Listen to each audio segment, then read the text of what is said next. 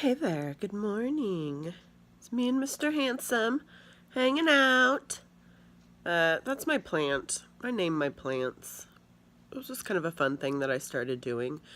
And then the girls got on board. If you've looked around my apartment, I wouldn't say it's girly, like flowers all over the place and pink stuff. It really looks like a woman's place. I haven't actually lived with a man in quite a while, but when I did, I found it annoying to have all his little stuff around. So it's really nice that this is just my place. That's what I was gonna say. So after I didn't have to live with a man anymore, I found it really refreshing to just have my own stuff around all the time. And I will say that the house did get a little bit girly looking. So what I did, because I'm kind of a goofball, is that I picked a couple items to bring in the house that I thought were more masculine. So one of them is the plant. I gave him the name Mr. Handsome because when I got him, he was just breathtaking, you know? Like, he would walk in the door and there he was showing off in the front, and then I even put some fun little lights on him. He's proud. He's a proud plant. I also have a blanket. I don't know if I'm going to share this with you because it's really dorky, but I think I'm going to go for it. I'd called the blanket Brad because I bought it when I was down in California because he didn't have enough blankets down there and I was cold, and so I needed my own blanket. Plus, like, you know, I needed my coziness thing there. And it's like a masculine looking blanket. So when I brought it home into my apartment, at first it kind of bothered me. And I thought, like, oh, this does not fit in with my vibe here. But then over time, I embraced it. So Brad the blanket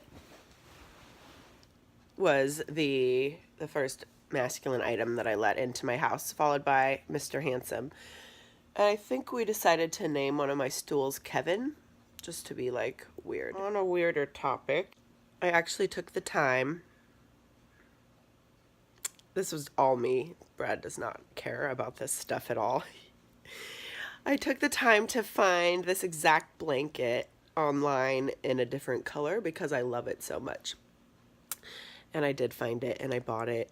And it was kind of expensive, which was funny because when I found this one on Main Street in Pleasanton, it was at this place called Rick's Picks, which is actually a cool shop, and they've got a bunch of stuff in there.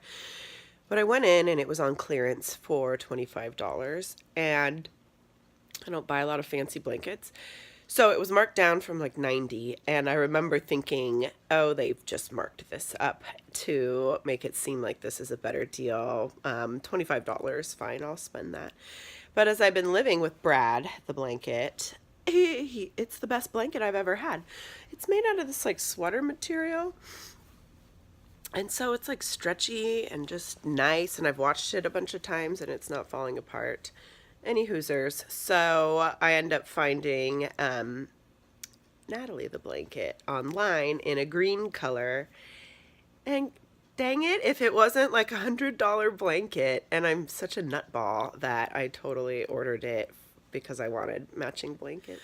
So Natalie the blanket actually lives in California in Brad's house, and then Brad the blanket lives here with me.